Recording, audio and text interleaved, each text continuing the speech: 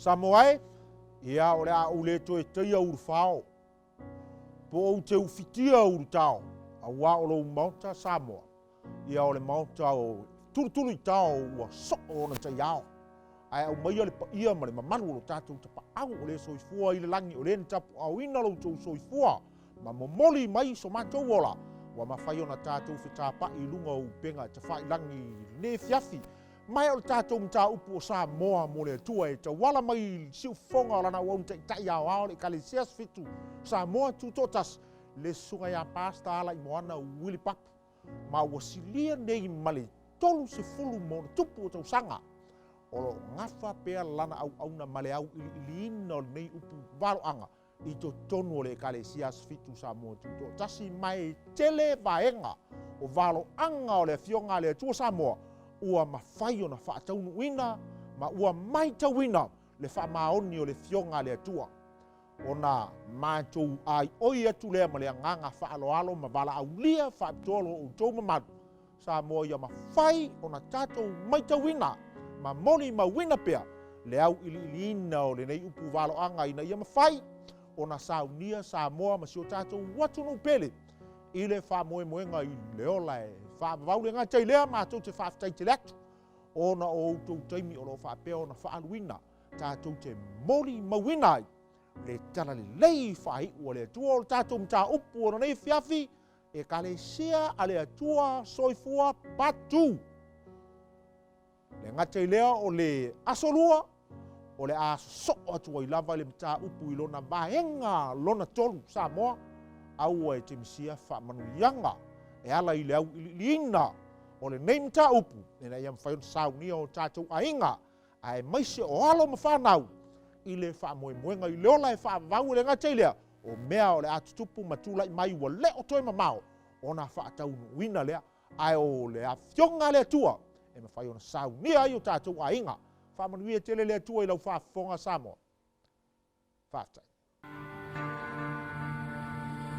O tau tala tis pa ia ni se au, o se au fa elia, o se au o se filinga, o se au o le toi tula.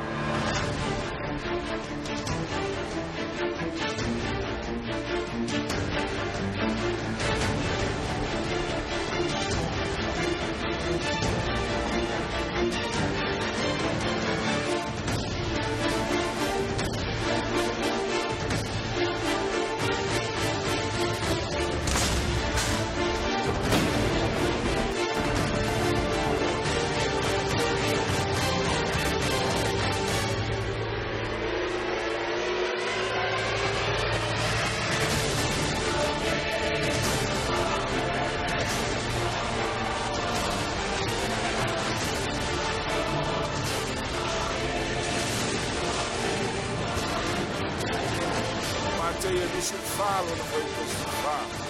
E tala ina fonde e tala le lei o malo. E atu la uma. E fai mo o mau no uma. No o mai ai lea o le ngata anga.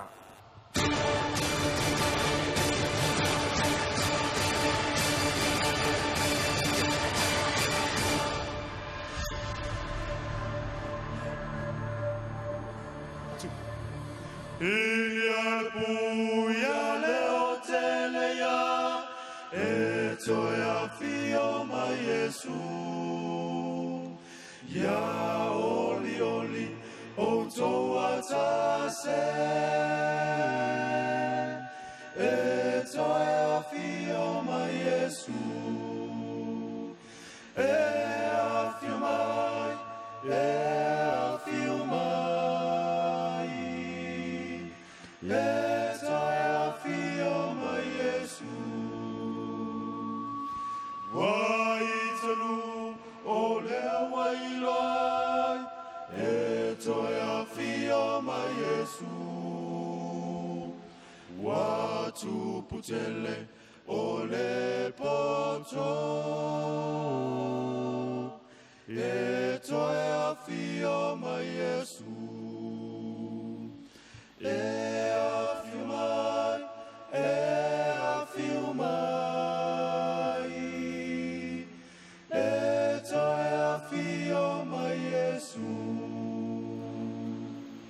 o le a tātou te talo.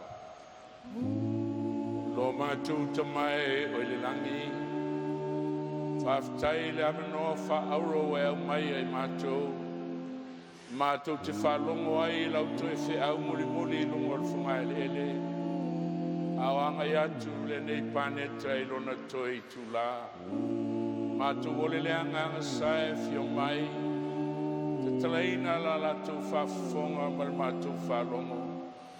Pai atu ai latou olo mai mo mai i ala leopo ala Air TV, le internet i tonu o SAMOA nei whapea whafo atu. Tu whatasi o mātou loto, ai se e whamano lama ma whamatala, iai mātou le winga o le taimi o mātou iai, le ia tāpena i mātou ma mātou whanau, mo le aso e te fio mai ai. Alofa pai mai lau una vai na se fuefu le lele. Fatumuina i lau tumu ato toina i manino lau fiau. Mao i fuelita ele o lo tumu finangalo. Lau lau suafa Yesu a ole malau tuine. Amen. E a fiu mai, e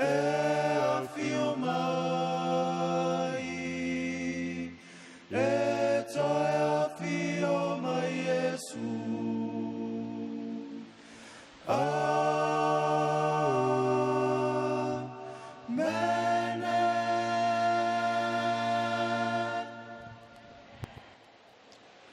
Tala whātu no malu le atunua le ngata e wa fia mai le po la toro mai mo mai le TV free whapea la ea o loa lua toa le live stream I fafo I atunu I fafo le autu o la tātou mta upu le po o le Ekalesia le Atua Soifua le vaengalo na lua e iai ea se Ekalesia le Atua I le nei paneta Pe mata e iai se Ekalesia ua filifilia I le Atua e na te aveina o le toi au muri I lunga o le whunga ele. Po nei o la tātou mai moa I le talaanga o le Ekalesia. Mai le ti ai tolu tasi na ufatuina e Yesu ma ona so. Se yo mai le ti ai tasi iwa valu o ma o mai ai le so. E talai Yesu le matei le sulfa sul malvalu. E tala ina ar foi le nei tala le lei o le malo. Pe fia a afe lotu le lalolangi. Ai fe talai le atua iai le fe au muli lava. E luatu lungo le whangai ele. I atu nuuma e whai mamori mau. No o mai ai lea o le ngata anga. Lea le tau o lea tala le lei. Whafonga le lua te salonia mtau mua whapue fitu. Malvalu. Pe a whalia le li o Yesu mai le langi. Whatasi ma ngelu lona malosi le afi momu. Na te taui masui I e wale iloa le atua. Le vaenga le lalo langi e solo atoa le po ma le ao. E le tel tonu e iai se Atua Soifua. A e mal vaenga lona lua o le afano ai le aso. O e wale ana I le tala le lei. Alo tātua li o Yesu Kiriso. Le tala le lei na fe tala Yesu e whai mamori mau no o mai leo le ngata anga. A le tapunia le kanona o le whianga inga fōu. Tātou vai le whiau le whalinga sulfa whau peono. Na uloa fwali tasi angelu wa lele le tauloto inga le langi. Lunu inga le whiau e alu la langi atoa. Lo e whalongo iei lau ngangana I le pole nei. A watu nu ese la langi lo alu fo I ala tau ngangana. E whai mamori mau.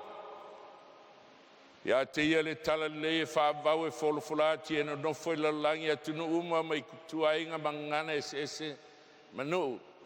Pe la titi a SAMOA na se tongi al pentala. E le ingalo I le atua o il pol nei. Nei am whai na e whalonga o le toi au o le atua. Alf sili. Willie, ai se awa tele ai nei lotu. Ai tasi ale tus paia. Ai se awa fau el maulotu. Ai tasi ale tus paia e whanga. Se o mai sintala whawhaingo fie e amatal tātou proklamo le atale o le na foafi. O lo sau le na foafi o le alu le ana. o le ana o le whātusaga, o le talaanga o le pāneta nei, mai le 5 selau tolu valu tia, a whelua selau ona sfultausanga, se I pāia le tasi fitu I vavalu. O le hata leo le Ekalesia le tua le an whātua Iesu mara o apostolo. O le Ekalesia e whaavai a Iesu. Ngā ruenga e whāsulua mai lau apostolo e le aise suafo fo ina mai tangata. E whaola ina I nā o le suafo Iesu. E whaavai lunga o le fionga le tua. Ngā ruenga e lusu whaafa upe sulima. Tasi altus pa ia na whaavai ai, nai ai, e nā o le whengainga tuai. Whatoa atu sia le whengainga fōu, pe lua se lau tau sanga, talun maliu Iesu. E te whaute le sou a langa tangata, wale au ngā le whengainga tuai. Al whaavai lea, o le Ekalesia le atua o lana fionga. Tali tonu I tula whono e se fulu a le atua. Le sou a la langa tangata, walan tausi e lot kirisiano le sa. Ona o le toi tuo Iesu, pe pelo. Whata ofi mai le tausinga o le sa, tolu tas tolu ina ua liua Konstantina. Ia wala whapolkeki mai ai mea whapaupau tonu o le Ekalesia. Miliona al whanau tangata o lo whaseseina, ma fuangana wha mai le tua, e au mai le wheau muri a, e whaima mori maui a te oe, no mai ai leo ngā taanga. Le ngata I leo le Ekalesia na sau teimi o Iesu, a oti le tangata e moe le tunga mau, whaatali ai le aso e fio mai ai Iesu. Tari tonu le papitisonga, le upapitiso o le whaatofu, tanumia le tunga mau suavai. Le ngata I lea, e le aise kirisimasi, e le aise ista na iai, tasi alsa apati, o le Ekalesia le tua aso fitu, mai le teimi o le whengainga tuai, saula patriaka, saua ia Israelu tino, tau mai le whengainga fōu ia Iesu, sau ia Iesu malau apostolo, tau mai lona tolu o centuri, whātua ofi mai ai, o le tāpua inga whāpaupau le lai le sa, wa mai le pule roma pope I te tonu o le lot kirisiano. Silsila foi, o le aso sau mandatu, au whaiati ate o tō, o le na foafi le ana sau, e ui le ana, wa sau, te wa liua le na foafi, wa pasi. O na iloa lea, e le nofo li liu le na foafi pasi, e il tangata na whaile mea valea iai, e le na foafi. Le wasui ai pas silsila ile ata le Ekalesia kirisiano na mata mai e whaavai a Iesu le so whaavai le lotu e afe maafe tangata SAMOA le asu sunu le afi e le whaalongo le tispaia ai whaalongo le me whamai ai le lotu ovo I se lau tau sanga o sau le Ekalesia fitu I lalovaya o le aso fitu o le sapati a Iova lo utua tasi ale sui ale lotu, ma mai lea o ngā fōu, tausi ele sa, fuli tangata e tausi la sa. Ai le whaalonga lupo le tua, o le aso fitu, po whea fitu ei aso le kālena, sa pati na o le tua. E ngatai lea, wale au ngā le tula fono, a oti tangata o alu seisi mea, ai le moe le palapala e tusa lupo le tua. Papitisonga sa whātofu, o whātultulu, ofi mai le kirisimasi. Ala langa tangata Merry Christmas, o le Merry, o le Happy. Christ Mass, o luna winga, Christ Dismissal. Wa whaale au ngā ina Iesu Kiriso. Mea whapau au mai whaofi tonu al tala lei. Male e seta. E se ale e seta. O le atal maliu o Iesu malonto e tu mai, ai ale e seta lalangi. Le se te whapaupau, le aso whamanatu o le atua o le masina, mea nai whaatali, se mumua atoa o le masina, atoa o le masina ia mati, o le aso sae so o ai, o le ista, a atoa ia apelila, le aso sae so o ai, o le ista.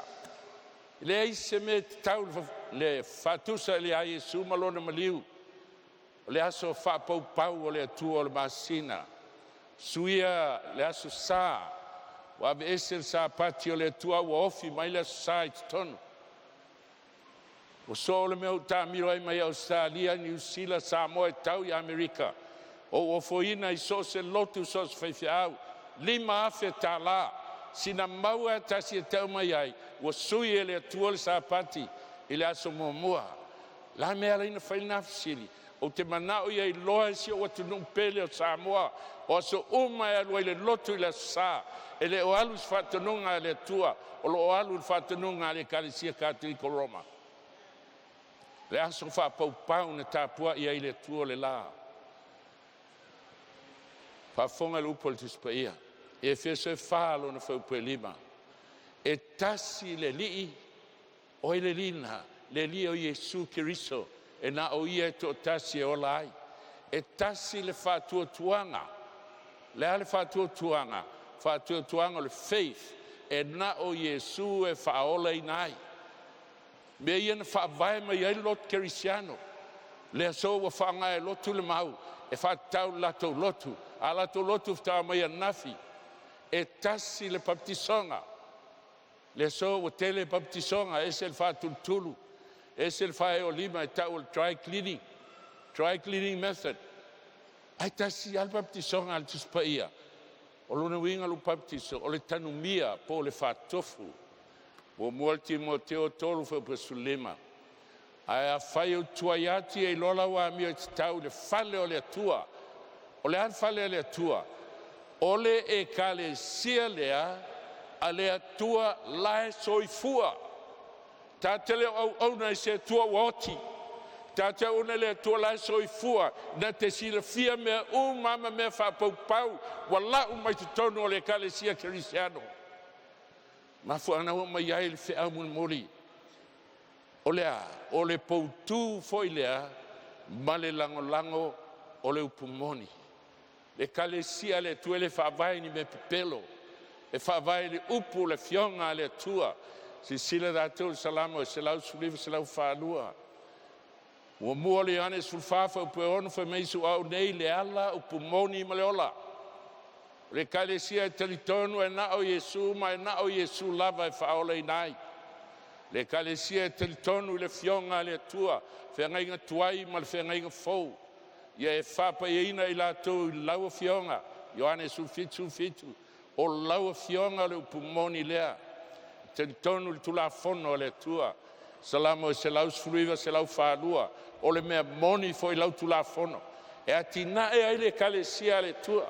A e whaalongo e se Ekalesia langa. O le au ngā tulafono le tua. Ia sola e se ai. O le me pepelo. Mua le Ioane e lua whaupe wha. So se whapea mai. Na te iloa Yesu ai le tausi ana polo inga. O le pepelo lava ia. E leo te tonu ia te ia le pumoni. Si sila e whata oto e lua sulvalu whaupe iwa. So se e le tausi polo inga le atua. Whai mai e ino sia i ova lana te talo. Ngā lua ngai lusu wha whaupe su wha. La tātou mai moe le amatanga o le Ekalesia Kerisiano. E naua, sa te tauna fio mai Yesu, toi reform le lotu iutaia. Awale me whai. Umatua pipi loto tangata iutaia i uputu. Mata upu tangata. Nā fio mai leo Yesu, wa whātū le lotu fau. Ai tau tangata iutaia o lotu bavai ese. Lotu o ese ma le Ekalesia le atua lotu iutaia. Mai la apostolo polo tino nei mei ate oe. O te au nei le atua mātou tamai tusa ma le lotu o tau e la to lotu o vavae. A o lo o talitonu i mea umalava. O tu sia il tu la fono a toa ma le au perfetta. Le ale whavae o le Ekalesia. A tau tu la fono ma le au perfetta o le whengainga tuai. Whavae ai le Ekalesia Kerisiano. Le so walanga tangata wale au ngale whengainga tuai. Tau teiloa. Tasi almele alina alanga wale au ngā. Fesili ai po wale au ngā la. Le whengainga tuai almele au ngā i a tāvita. A tasi mele ai e whale au ngā. O sāpati.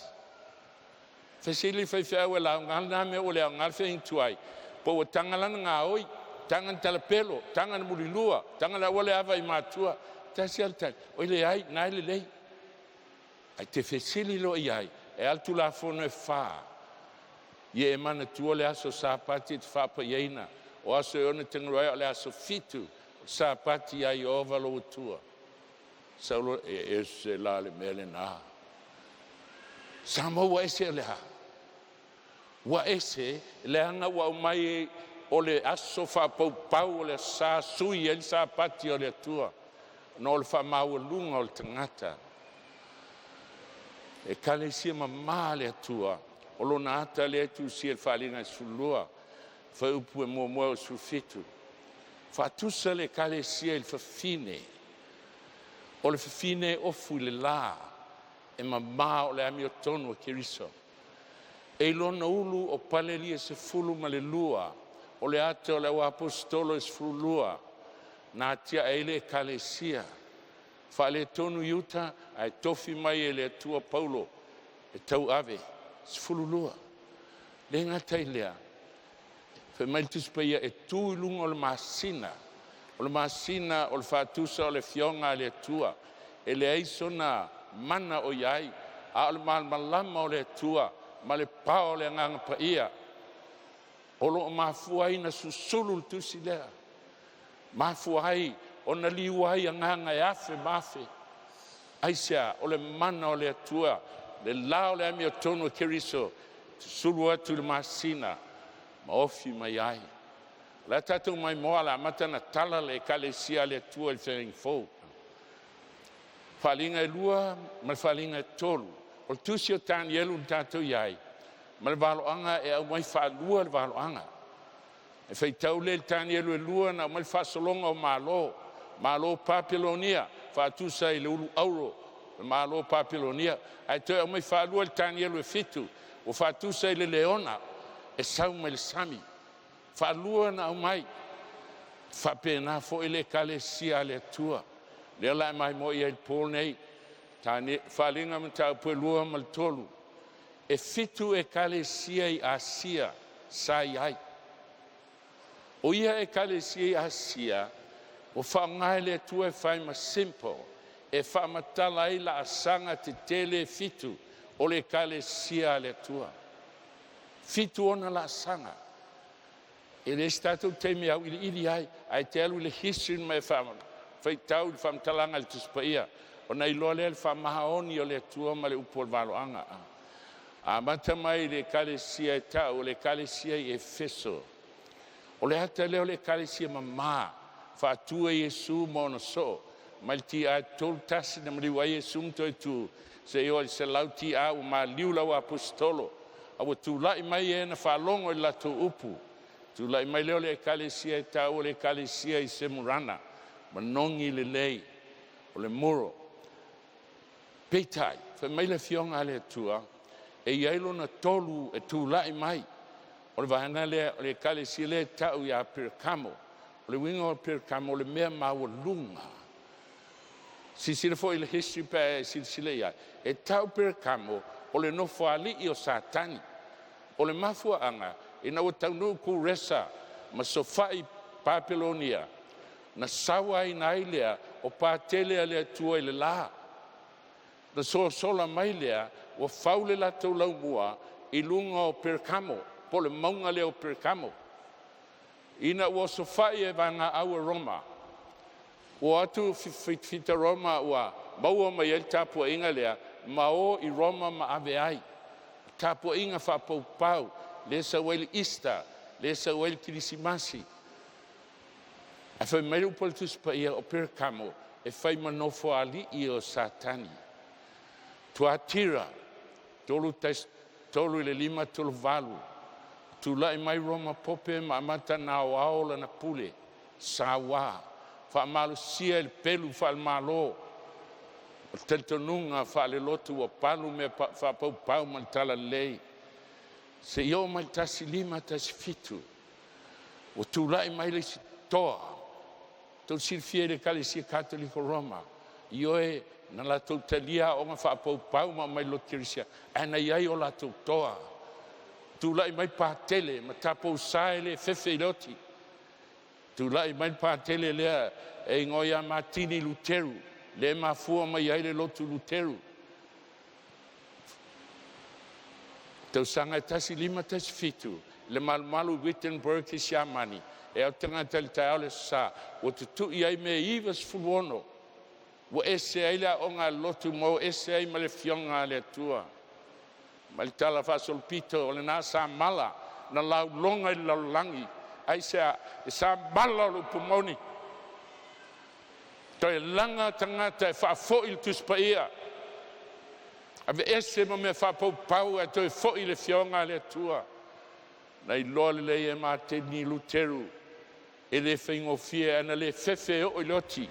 Le tua le au auna. So o mai ai lea. Tu lai mai ai lotu protsano. Mai le anu, ma le anu. La whaamama mau ili lau tele. Tu lai mai lo le alvanga lo na wha. Wa uma nei sa wanga. Na whasiuti ai le onus 10 miliona o whanau le tua. Tu lai mai lo le Ekalesia e tau filate whaia. Whialwhaninga uso. Pe uto e tasi le lotu. O na wa uma sa wanga mai 5 tolvalu. Tasi fitu valu len whasiuti ai le onus 10 miliona. O whanau le tua. Ai panga lea. E tu lai mai. A ua pipi ai mea whapau pau. Tau singo le sa. Kilisimasi o le ista. Tal tonunga whapau pau le mwhaina vesea. I lot protsano. Ona filifili le tua. E toi whau le Ekalesia. Ma mai se profeta whapitoa. E fsoso ani le sa i linga lo pumoni. Ale tu lai mai le Ekalesia as fitu al toi e fia mai. Whaingoha o le Ekalesia i la tikaia. Na saua i alea. Sisila i SAMOA nei. Tasi valu tolus fulu taunu la mosa. Tala le lei a Yesu. Tala le lei e whavau. Tasi valu tolu ono. Taunu uiale. Tolu lima u taunu le Roma. Katoliko Roma le pope. Tala le lei a Yesu. Tasi valu tolu valu taunu le metisi. Tala le lei a Yesu. Ale tasi valu whawha. Valo anga o tani e lue valu fai upo e sumal wha. To e lua fe tolu se lau tau sanga. O na talaina lewa o le malu. Talaina le potu e sili na paia. Whatusa le amtanga o whamsinonga. Tasi valu wha. E saulale la mo sa, saul meti, saul pope. Tasi ale astapuai. Na o le sa. PSC ai na paua na le malmalama na malmalama ai SAMOA. Nga luenga e sulfitu alona fa pue tolus fulu fa mai na whaapale pale le atua i ona Paul valea. Na ua paua al malmalama. Le aso mua le asa e alanga o le aso fitu. Tau sanga e tasi valu i valima. Tau nu mai le Ekalesia as fitu maana missionare. Ma le wheau a ngelu e tolu. Ua o mai le tu wasal whamsinonga. Mai le upua le atua na whaapalpale le atua i ona Paul valea ona Paul nei. Ua fina ngalo le atua i o tangata mai le Salamo. Pitaiva mai le tuspei o la sile iai. Ua unai mai sa tani le vai. Ina ia tawhea ai. Ala u tawhea la u tausia sale as fitu. Ai whai ulvanga muri ia. Fai mai tu lai mai e o te toe e tau o le remnant. La tauna e tau maltarako i le toe i tu la. Whafonga la whalau tele vaenga ia ma mai whalua le tispa ia. Whalinga e ono, whalinga lua mal tolu lena mai le ato e Ekalesia po la sanga i e fitu. Al whalinga e ono o toe o mai whalua. Au o tau o whamau whailonga e fitu. O nei ua whamatala i le atua o le taua mo le upumoni. Lua al korinitum ta absultasi, alon fa absulfa fa mai, wali iua e sa tani o ia, e fai maangelu al malmalama. Wa fiu sa tani e fasioti whanau o le atua le whaintuai, e tulai mai si toa. O lo le whenenga fau, filifili sa tani o le a lotu, le a fausia lana lotu, la uma iai mea whapau pau, palu fatasi ma le tala le lei. Tapua ia i le atua. Ma le lei loa e tangata o sa tani la ua ifo i ai. Whafonga e whamatala e tispa ia le ataua. Whalinga matau pue ono alona whau mua. Na uloa atu fo'i o talaina le tamai mamoe le tasi o whaamawhailonga. Na o whaalonga ile le tasi o mea ola e wha. Wa leo le whaitiri o whapea mai, sau ina wa ai.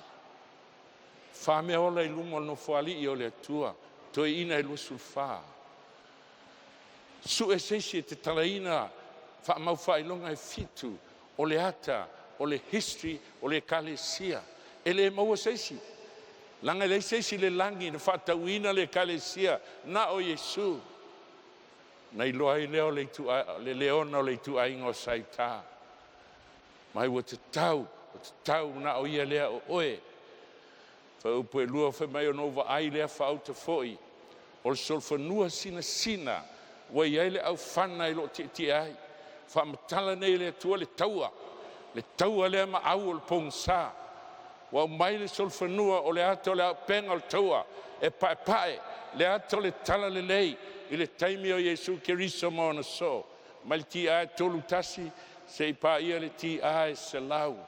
Whailonga mua lea whapurua mai. Wa vatu ia te ia. Le pale alii. Ai le ngata i lea. Wa aluatu o ia o lo manu malo. O le a manu malo pe ia. Tala i atu le tala lei. Lima afe. Fa afe tangata i liua i le aso i tasi. Le pao o le tala lei a Yesu. Na o Yesu Keriso e whaola i nai. O le tusi o Sakaria. Sakaria le mtau pue ono. Sakaria si fulfa pue tolu. Wa sesi mai ovo au ilona lafu o le aingo yuta. E fai foi la tu e ia pei o lana solfanua matango fiel taua. Fa matala le tua le ata o lana Ekalesia. Fa tusa le ruai centuri o le solfanua pae. Solfanua sina. Wa tau ma au al pongsa. Wa tau ma Papilonia. Wa tau ma Satani. E manao e au mai ana mea fa pau te tonu. Fa fonga ina wa sawa ina le nu o le tua. Ma le Ekalesia le Efeso. Tu sia i tala fa solpito. Wa mai na mātou wa aia. O se langona winga ese. Se langona fa le atua. Ma le saunia o ia tangata. Mo le latou fatu tua. I le Keriso le atua. Fa alia fa fea. O le teimia e pasia i le fa salanga. I le avaenga. O latou tu la i lumo le famsinonga. Mtau tino atu ma le fefe. O mātou nei o Kerisiano. Nei loa le lei. O le tau tinonga na o le oti lo nei unga. Ai le eima se fefe. Pa ngā SAMOA i pō te tasi. Te maua le avano e tua i mo Yesu. Ai tō tele tātou e sao whawhai i lava. Ai sea. O poloka e Satani. Mena ta o le waina Satani wa o nai le lalangi. Fa mai e le ngā ioi e tangata e tusa po le ale whingatā. Ma sauanga e tele ese. Na lātou filifili. Ma le oli. I le whaasalanga o le oti e o ia te lātou. Whaftai le atua e le o iai se whaasalanga o le oti ia te o il pōl nei. Sa loto lau fifilinga. Na lātou pese o pese. Ma whaftai le atua se i o na uma le lātou toe mānawa. SAMOA le whiau e te whaalongo iai. Ma e whaalongo iai pōtai tasi. O le whiau na whaatawina le toto masaa. O le whanau le atua i tupulanga o mawae. Na lātou filifili mo Yesu e o iloti. Tātou waile le atalo na lua o sau. O mali liula o apostolo. O tau ave mai le Ekalesia i lātou en whaalonga i lātou. Sau leo solfanua. O mū solfanua. Palinga e ono whapue tolu. O talaina fo e ia o lona lua o whamau whailonga. O whaalonga i le ilona leo. Whaalonga ilo lona lua me olo lo whapea mai. Sauia i nā ai. O pue tolo na ua watu ai leo li solfanua. O mū. O watu fo i le pule ilo te ai. Na te aveseina al file mū lalangi. Na umahaliula o apostolo. Na mata lea o na sofai e Satani. Ma whaangaina le pelu. Sauanga le mea tau a koko pā. Na pule ai le ola tangata i uteia. O le nā taua ma tau tia. Wa vea ma meu whaatupu i nai le ito tangata Roma. I tangata i uteia. ma ua le fa'ailoga na o le itaia ae so o se tagata e tausia le sapati asifitu a'afia i makirisiano ua fasiotia o pe tolu ae latou te fefasia'i ai ua vatu ia i latou o le pelutele le fa'atusa le pule fa'alemālō tulafono fa'alemālō fa'amalosia ai le soliga o le sapati o le atua ma le fa'amalosiga o le asā na sole ma le tatou vai atu ua sausolfanua se lau tiā lea i le tolu tasitolu ua mumu amata na ofi mai a'oga se i te tonu o le ekalesia aua iai ma le lanu mumu o le lanu o le agasala ma le lanu o le toto to'otele tagata na tu'uina atu saina e manufe'ai ma fasiotia ae la te le'i fefe tu mo iesu keriso a le taimi nei ua amata na ofi mai a'oga fa'apaupau totonu sau tu te mantua le tala na fa'amatala le tasipu sau Constantina le empera fa'apaupau aua lau papa i Melvich vai atu le situ e tumu tagata kerisiano lea la alu e tau a mālō ua vaivai na mālō tuloa ma tilitili le lagi fai mai ua uloa atu le masina ua ti'eti'i le satauro ti'eti'i e luga o le masina mana o le atua e vea uma tatou ma kerisiano no atu lea i le situ vai fa'alogo mai le situ ua liua Constantina latou manatu lea o le vavega u fai e le atua feiloa'i lo ua le tau a le vaega lea no atu fa'apaupau e lē talitonu i le atua na le alu atu a le fa'atonuga kerisiano po o le motu o le ulu kerisiano uma ia fa'apaupau a o le atua le la lea ni tapua'i ai i le aso sā ma mea fa'apaupau uma ua la'u mai totonu o le lotu na amata loa lea na sa'ili e Constantina se auala e fa'akerisiano ina ai mea pa'ia a le atua ina ia faigofia na ofi pe o lenei o le sa tauro o iesu ae vai ata e tusa o ata na mo tusia le taimi lea e tusia ai le ulu o le IHS la le uiga o le IHS ISIS le atua fa'apaupau o le masina Horus po ni marota le atua o le la ma Sep le tama o tamusa i Mesopotamia IHS e o mai le so tele lot kerisiano te vai le ia le ufi ai le pule la e ai le IHS ISIS Horus Sep o atua fa'apaupau ua mai totonu o le tala lelei na iai lea o le fesili Sep lea sa fa'aigoa tamusa lea na fanau le asolufulima o tesema ISIS o tamaitaina o Easter i Mesopotamia lea na fai atu i tagata sau ale ave o le latai ai lo'o mana'ava lea ua auma'i ai le sau o le tatou Easter mai foi outou Easter masina o apelila me iuni iulai augustu setema oktoba novema tesema iva masina fanau tama o tamusa i le asolufulima o tesema o mea fa'apaupau lea ua fafao i totonu o lot kerisiano o fea la eo mai nei ekalesia ese ai sea ua tele ai le maulotu i le aso fa'afoga o le fa'amaufa'iloga momoa o le ata o le solofanua pa'epa'e senturi momoa o le ekalesia mamā le atua i le ese ila le ese pona peitai ua amata na ofi mai ai o mea fa'apaupau pe o lenei ua ofi mai le talosaga mo e ua oti tolu se lau tiā matau mai le taimi na toe tu ai iesu tolu se lau tausaga sa fa'aigoa le ekalesia kerisiano o le ekalesia katoliko o le uiga leu katoliko o le Universal Church tasi a le aso e tapua'i ai na o le sapati aso fitu aso to'anai aua ui mai sa tani i le aulotu o Roma le fa'aigoa i o le katoliko Roma ua la'u mai ai ana mea fa'apaupau i totonu ma sui ai le tapua'iga kerisiano ofi mai le talosaga mo e ua oti upo le display o e oti i latou teleiloa mea aua amata na o tagata e tatalo mo e ua oti ua fa'ailoga le kuruse Ai sea, o le koluse lea o le tia tamusa. O le tia tamusa, sep po le ateli o le atua o le la. At whapeane Willie, la mea la ina whai koluse ia i le tau whansa. E le I whaua o tamusa. Ai vai le fofoanga le atua. Te tonu o lo tino ma lo tino. O lo iei me ta o le lemon and cell. Le ata ma o sa tauro. Me na ua whaia le atua le tangata. Tu iei le lemon and cell. E whaamanatu le tangata. Le ata o lo na alo. O lo le amaliu mo oe. I tau tu si o whalinga. Wa mai o te mai maa moe na sia talu na whaawaina lalang. Mai yaso le vavau e o mai le so.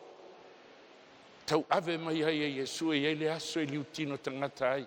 Mama liu le sa tauro. Mena alena e vai sa tauro ia. E le ni tia tamusa. E whaamanatu ai. Le atua fofoa. Le atua alofa na maliu mo oe maau. Ona so o loa lea ma le solfanua. Whaamau whailonga lon tulu sa uau ni uri solfanua. Si sila foi tātou le whamtalanga tu spaia. Mai tolu tes tolu ina waliua Constantina. Se io el ti a lima tolu valu. Ekalesia sama ma. Ona so o lea ma le lanu o le toto. Lanu o le angasala. Ai o mai luna tolu o la asanga. E tau ale solfanua la e tau ma fai ale Ekalesia e tau. Al farvelave, wo Yuli atoa e mea whapau wala u mai tonu o le Ekalesia. Talaina i alon tolu mau whailona u whalonga i lea ilona tolu o me ola. Lo whapea mai sawia i nā ai. Whai upe lima o no ai lea whauta o le solfanua u Yuli. Wai lima o lo tia ai le fua whatau tau. Le fua whatau tau. Le ilona lima. Whafonga whaupe ono. Na o whalonga foi leo mai le vāo me ola e whā. O whapea mai, o le tau o le koine o le seite o le tēnari lea. Tau o le koine e tolu o le karite o le tēnari lea.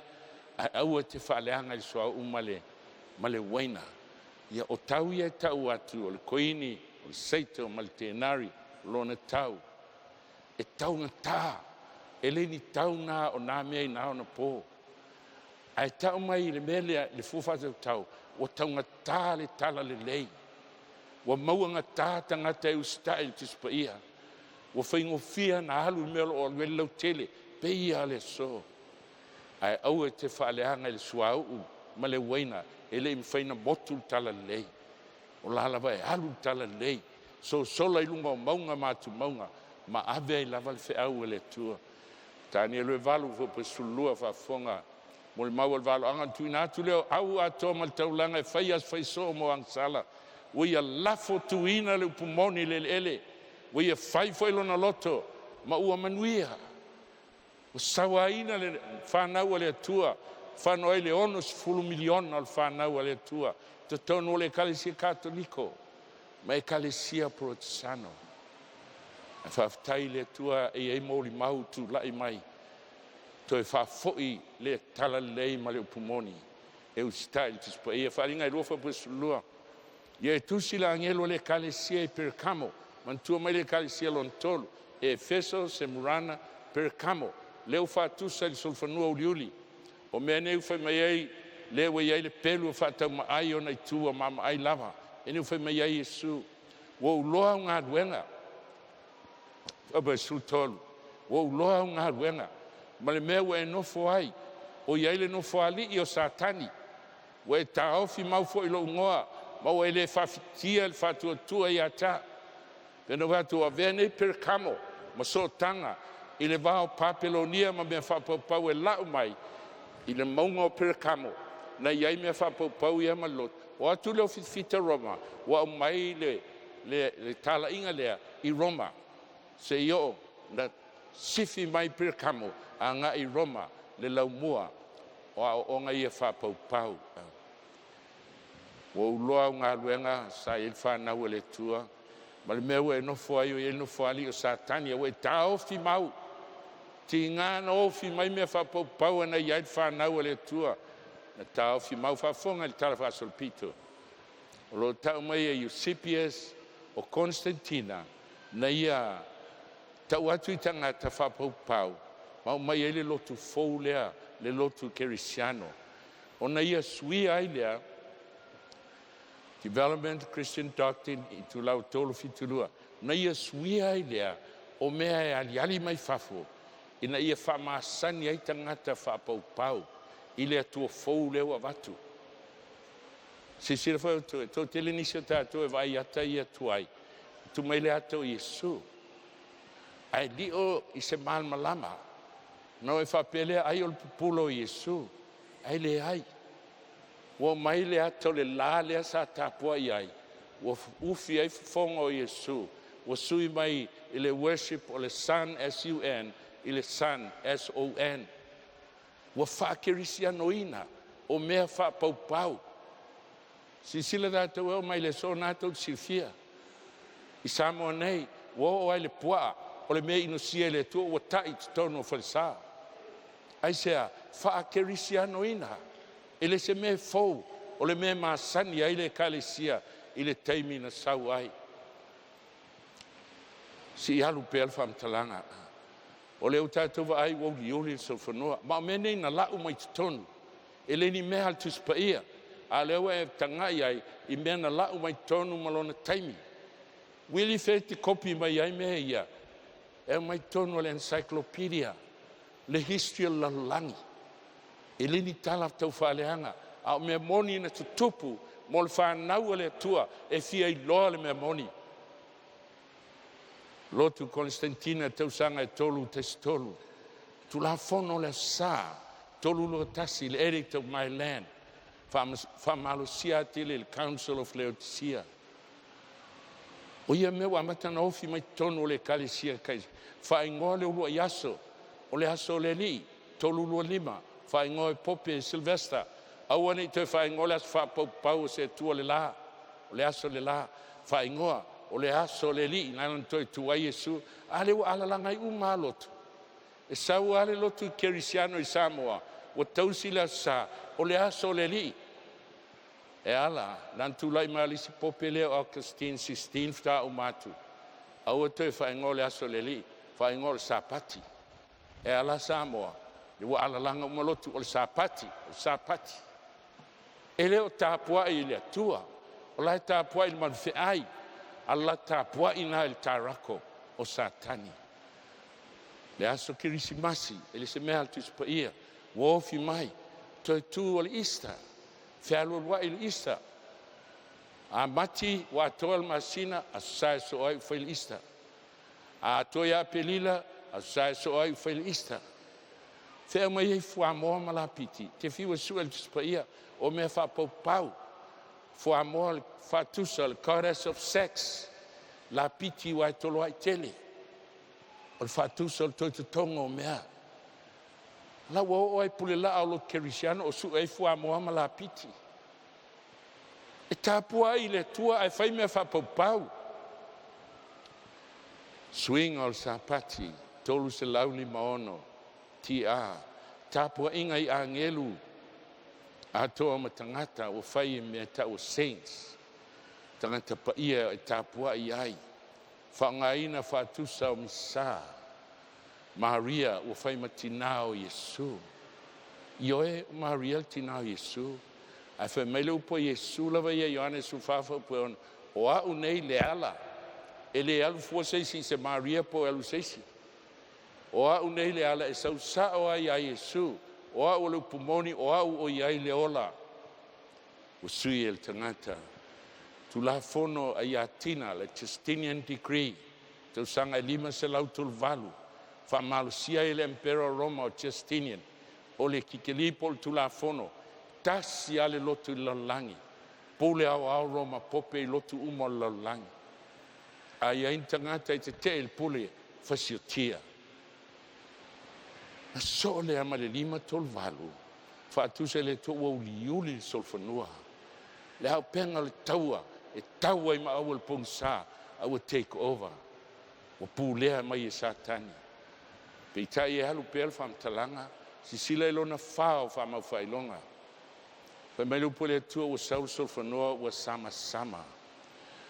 Palinga ono fe pe valu ono vai lea. Whautol sol whanua sama, ma le titia ai o lona ingoa, o le oti, o muri atu fo i se oli a te ia, mo vela sa wanga.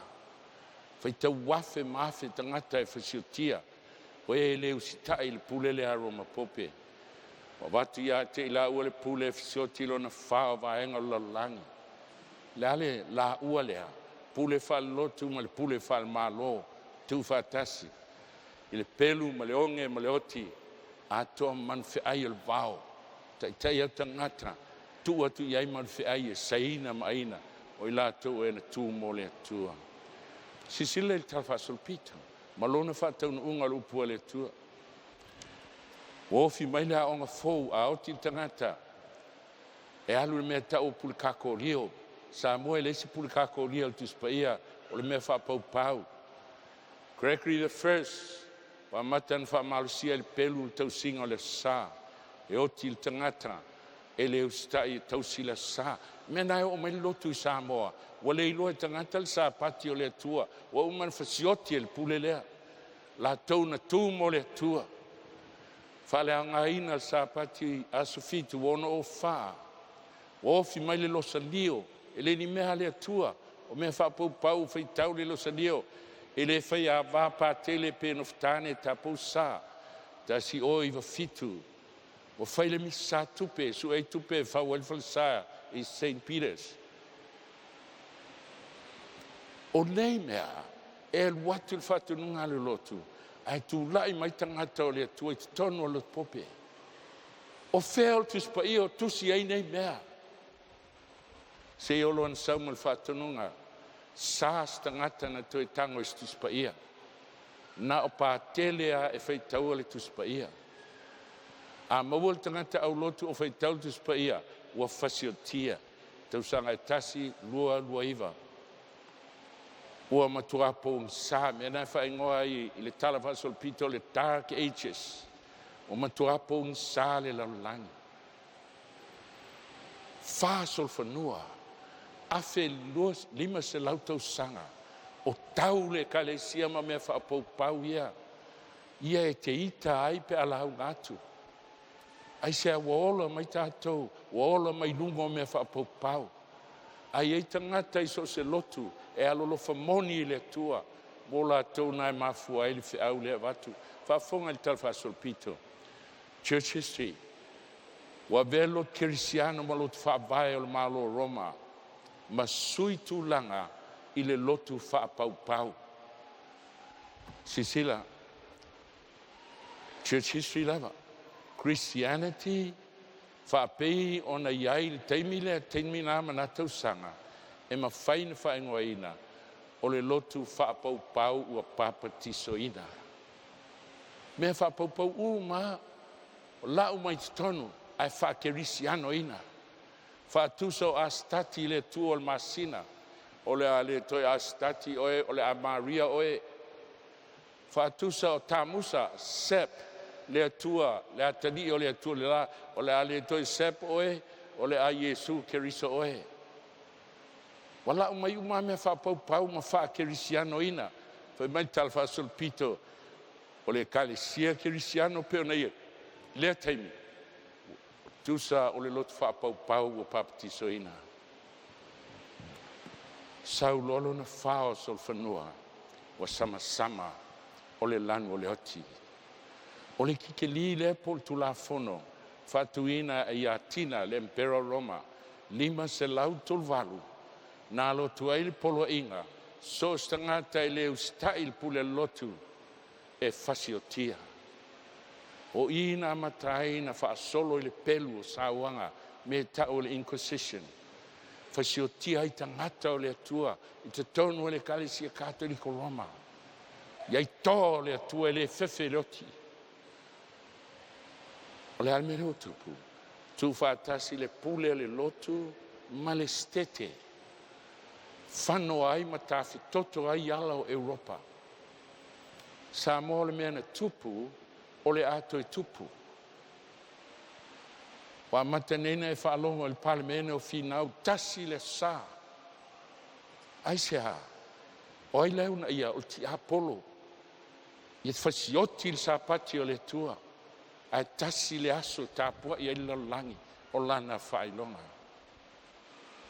E tangi lo loto. Ile loto aso fitu na uola mai ai. Al sapati na uia tua ilumo le malu ilalo vaia. O whai ele papa kiu. Tu leita vale tangi. Tangi le atua. Le lau mua o lana upumoni. A leo wa fuli e lango tapu inga at sa tangi. Samoa le mena tupu o le ato e tupu sisila. A matanga o sa wanga. Ono se fulu miliona. Moli mauhai, Cardinal Kippens, Cardinale Lupope. A o moli maua historian protestano.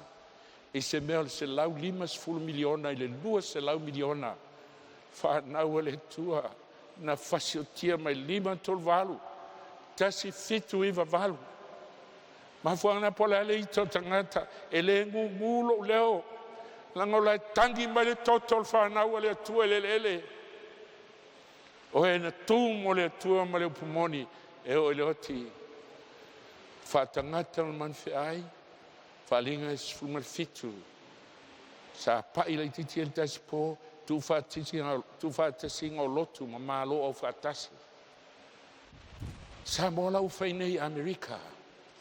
Wa umana pāsiel me tau o le ORPM tasi valu ono 5 na sponsor e whaipule mamona. O le ala mea Office of Religious Persecution Monitoring. Fōlinga mai e le leile ingoa. Ai e te sila ia fai tau se lau ma se lau fale pui fau siele ele malalo ai lein pauta o saunia e lau ia tangata ele usta il tula fono al malo luas fuluono fai pule mamona na la to o mai ton ma fo angna no tala no inai mamona le tespo. United Nations will control all religious beliefs, practice and worship on the face of planet Earth. A pule malo fatasi tantanunga lotu. O le me fai mai e fai te ustai ai po le oti. Le mena tupu la toi tupu. Susueina lo RPM wa umana fan. Pa wa 5 nei tau sanga taluai. Wa umana tofi on taitai. Toi fan el malo e fai tau miliona tala. Wa amata nei nga ioi mol fatinoina o le mea. Sawaina o tangata. E laungaina se hate crime, e tau le hate crime. O tangata e laungaina, o se upu e a whaina ele si lotu po sestus pa ia, po sesi atua. Fe au le te whalongo ia il pol nei, o le fe au e otil tangata e toi laungaina pe au na whamalusia tu la fono ia. Tolo pulo tatou palemia, e lotu pope al tangata o le tua. Na te loa alofa i tangata Samoa ia maua le Saltonga. Silsila ina wa sui le kalena, le lua afe sfultas, silingia tui le epa. La almea na sui ai le stofi, le asfarelia, ese le asfarelia. La almea na le sui ai le aso mulimuri al masina, tolu tasi o te sema, o le astonai. Afe mai lantali, e mana o fatu mausa pati al lotu asfitu. Tapua isa loto ai. Tapua ifo isa lota to le sa. Nena ese ia le asfrele. Ai ofo ia. Ile o soifua le asfitula lo vai to si le sa. Tangata o le tua. O tangata o le tua. E iai le sautonga. Ioane valu tolu sulua e iloe o tau le memoni. E tu sa loto o tau ele upumoni. Ono le tātou teimea la whaavavave atuai. O lotu lava po tangata e le tau siel sa pati asfitu, o le a whaasalaina, pūlenga al malo. E leo tano i stemilma, tano i mela wa iai le so. Toe ana whaamalo sia e vanga au. Awa umana iai tula fono, o umana iai pūlenga, o umana iai whale pui e saunia. Fe tau wafe maafi tangata e tu iai, le ia se pangtala o a tō whale pui. Tani elu sulua o mamua. O na pofo ia tu la ia me kaeli o le lisili. O le na tu la ia no tangata o lo nuu. E o mai aso vale e le aiso na tusa, talu ona whaato atu tupu anu. Le ono 10 miliona le anfasiotia, e na o sina tosi al pintala, fuatia I mea o le asau.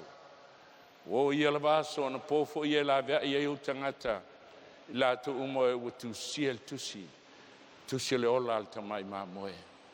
Feo mai nei Ekalesia sese, leo e tanga il pone le history, ma le awa inga mai o mea whaapau I te tonu o le lot kerisiano, leo e ngā ngoe tāpua I ai, ma le te tonu lai tāpua I le tua, a lai tāpua I lunga o mea whaapau.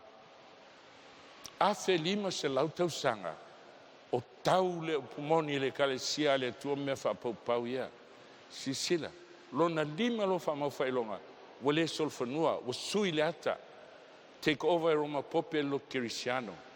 Talaina lona lima whamau whailonga u loa le I lalo le whaitau langa, o anganga o en fasiotia no le fionga le tua, ma le mau ngalatou tāwhi mau iai.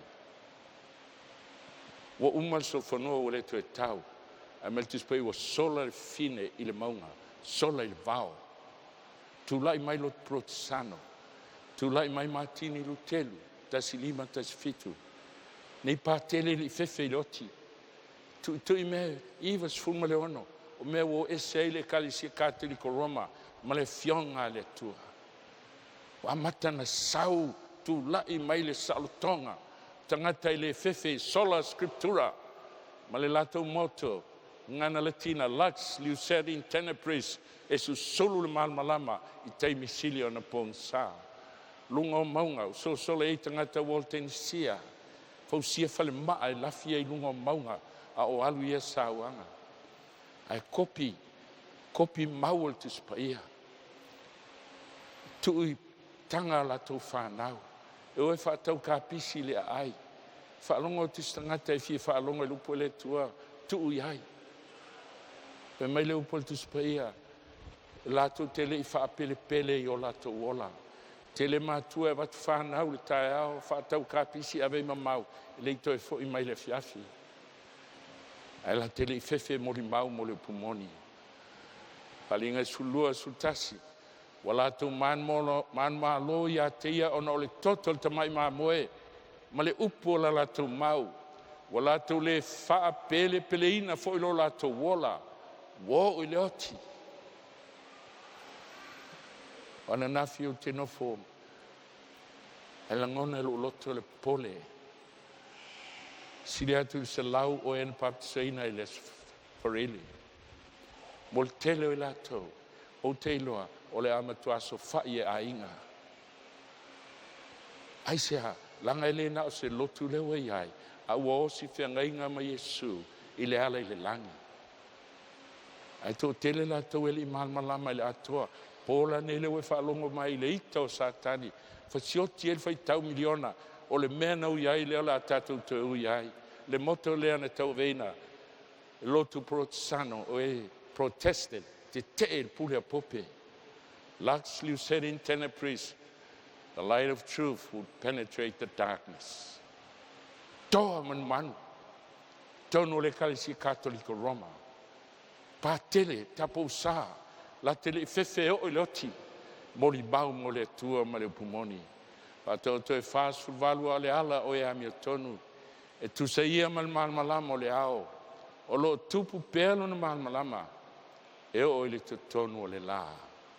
Samoa, o le ata lea, o le Ekalesia take over e satani tau sanga e afe lima se lau.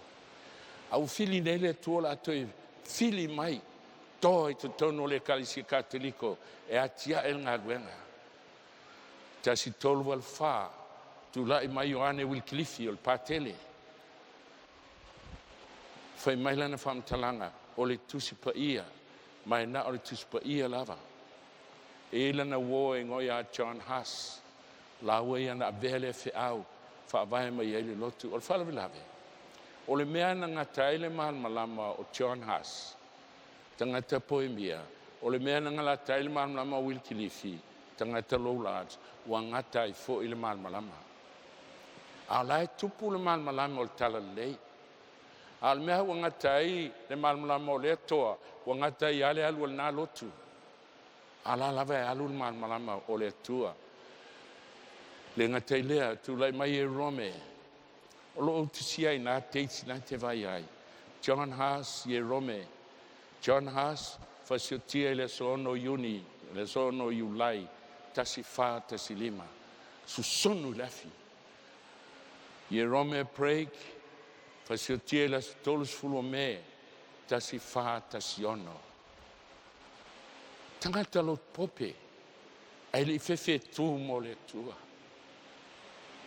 Baptisonga les freile o falante iela to le kalisi katoliko na baptisoina. Whaftai le tua o mai le sola iei tangata o le tua. E le fefe tu tusa po le alengo le lotu. Whamawhailonga o ngā solo le toi ati na el tuspa ia. Tasi lima tasi fitu. Tu lai mai Martini Luteru. Ma le whiau e tau Hamilton wina e whātua tua. Whaimpel whamtalanga e savali to otuli I Roma I le stepu mawalunga. Whamangalo e ang sala. E meilanga pa ia Martini Luteru. E ola I whātua tua.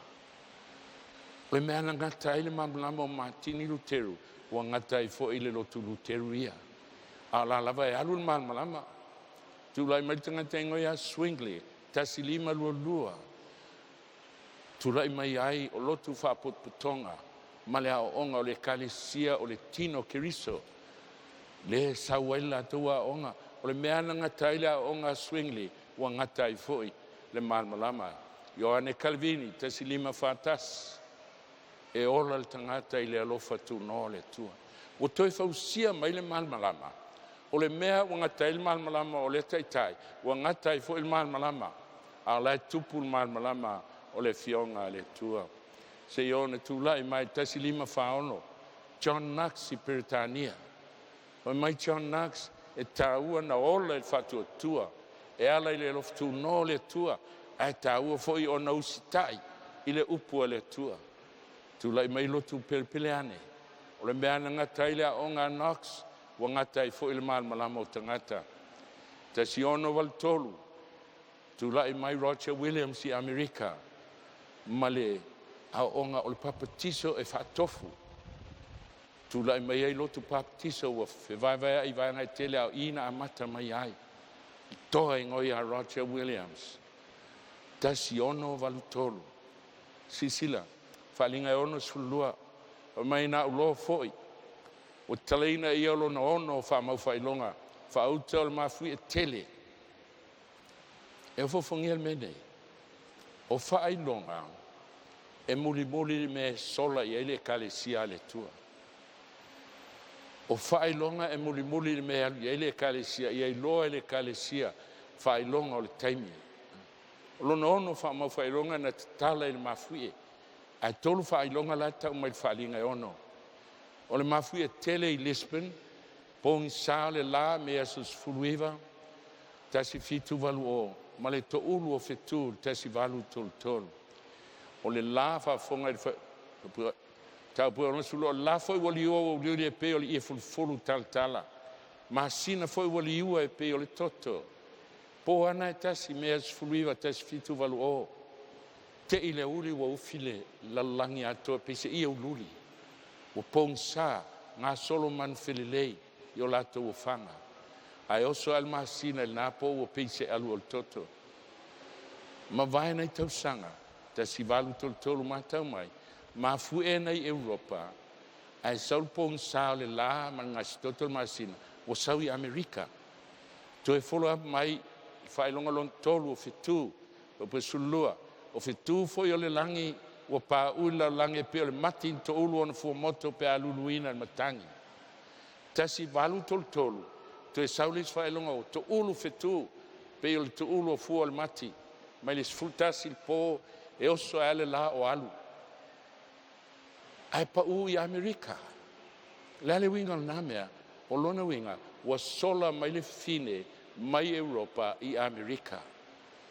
Na le te la vele Europa I whaelonga, a ua sau tonu Amerika. Whaelonga ia te tele tolu I le langi. E loa il teime o le unga wala tamai.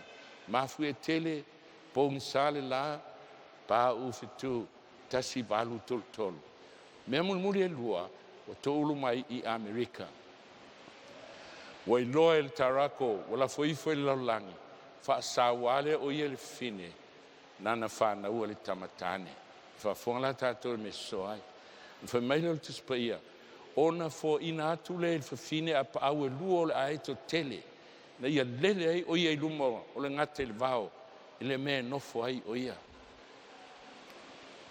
ma fui tele tasi fitu lima so ai malis failonga wei Amerika au avatu fo ia pa au luo le ai tol fatusa o le sola mai o le Ekalesia le tua mai Europa e sola mai Amerika fa fena I lo Amerika fatusa le ai to tele e lua apa au o va failana la mai el fa na o le tua Europa ave I Amerika na ia lele lumo le ngate il vao le me no fo ai o ia e fa ngai nai o ia I le tausanga ma lona vai luanga le mua le tausanga tolu se la wona sfuluas fa valo anga le tausanga ma tausanga fituluas fulu ma le vai luanga le mua le tausanga se la val sfulu a fe lua se la wona sfulu tausanga tautala il taimilea vale 5 tol valu na matai sa wanga Europa e tau le tasi fitu I valu fa fonga si fa matul datum tau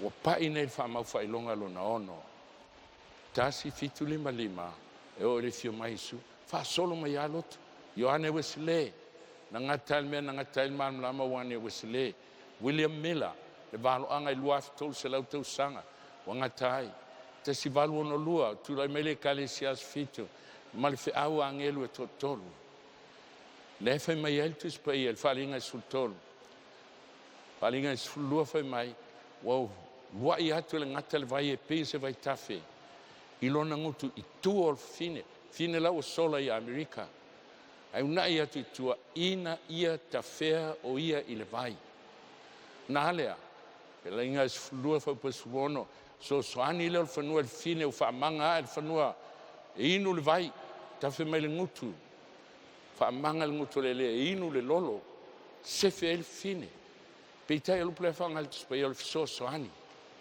ele fa mai na se fine ai fa mai na so ani ai ele lo la fa sulwan ai lo fa sulfitu tali ai fa sulfitu wa ita fo il tarako il fine o ia te le fine ai le toi tau ma le fine o alo te tau ma le taua mai la tau ua to toe o lana whanau tangata I tupunga mai tonu o le fine o ai la tau o e tausi polo inga le atua tau file mau ia Yesu Keriso le upu o le valoanga o le mau ia Yesu o le anganga le o valoanga ma fu anau fate atu e le toi tau se lo tu asfitu ma se tarako o la o tausi le asol tarako aina filia le tua e to toe tu lai mai toe langa al failonga le tua o lona sapati ona iai tangata I lotu ese e mana o le tua ia whaleina I le ola e whavau sisila tātou toe langa mai tala lei ma le tasi tolu walu wha ina ua whaasaina le tispaia e o mai le so sisila sanga muli lava o e o to toe o le whanau ale fine e tau mal tarako o le aso e le se tu nu o lalangi e le o tu lai mai independent movement si tono lo tu asfit alu I Amerika alu I Australia te le te whaalonga I sfeifia o asfito la ungal fea o angelo tolu wa umalon taimi au tu lai mai tu lo tasi la tu te whauina al feau I le tu ma le tu o lalangi whainkatana talia au e te misia tae au o la pai ai mau ili mfalau tele o nol tatu teimi le afangata I le talaanga o le Ekalesia le tua SAMOA ai le Ekalesia le tua tae au le whaalonga I le sau ai la patriaka e tau mai le so tau le fio mai o Yesu pole nei fai mai upo le tispaia o le mele nei wa iai le ono sai o le upaia o le mele nei wa iai e tausi polo I ngā le tua ma le whātua tua iai Yesu SAMOA whalonga o le toe wala au O whalonga le tasi leo mai langi whapea mai lo nu ue. Lai ai tangata o le atua I Papilonia. Ekalesia se lai tausila sa. Iau tau ese I hate iha. Ina nei whaatasia o tau iana sala. Tofsia o tau iona mala. Pole nei ole Paul fifilinga. Te filifili ai. Pe te ustai le atua malana upu. Pe te ustai polo I ngā tangata. No wala o Yesu ia te oil po nei. Lo te mai lo tinae. Lo watali e lo wafi. Te le SAMOA. SAMOA fe au e whalongo iai o mali li waile miliona mal miliona al whanau le tu. Wafio Yesu le langi. Au tuina mai le tuspa ia. O le pelu e tau whai ma ai o nei tu e lua. Le fionga le tua le ana e whalongo mai ai. Aftai le tua e le so mwhain whanga le screen e te whai tau ia le mau. A whai e te ena. Sila fia e le tua na e whalongo le whiau. Ma fuanga fo ina SAMOA o e te ita pe a tau lau lotu. Wa mawai asol pong sa. La vea lo lotu au pano le ala. E le se lotu e oti o e malu to lua malau whanau e oti. Ta uele nei whalongo e lupo le tua. A o alu le whea muli muli lunga le whunga ele. Ta la ina atu e whai ma moli mau nu uma o no o mai leo le ngā taanga. Lo tu lai tō le tua. Po nei o lo to tele lo mata mai le TV. Au ai te whaatanga ina sa tani e whaita lo loto I lotu. E leo lau lotu e oti o oe malau to lua malau whanau. Na e whanau to tasi e te oti to tasi. I le alofo le tua o mai ai le whiau. O mai ai o le whailonga le tua. Whailonga lo na sa pati. O le aso fitu. O le sa pati I ai o valo tua. Aua nei pelo tau e lalo vai o le aso fitu ale aso sa ele ai. Fesili so sta mai titu langa lua po le ale aso fitu o le vai aso. O le aso nai. Le tu sial tu spaia moni tokta e nimo e ama. Simple tu spaia. Te wha longo I ai. Ia wha olai nai oe le ola e wha mbau. Po nelo wala wa Yesu. Sau ia te au e te onai. Nau Yesu e to tas. No ia il baptisonga o lo whaiu ia ne sau ninga i las freile mal sapati. Te mana ai te arwe mafo whau. Ele se baptisonga vehi o sangato se lotu. Ele pule se lotu malangi. A leo singa whenga inga ma Yesu. E ala il vai o baptisonga. Ina ia e iai malu ai ngai leo lai whambau.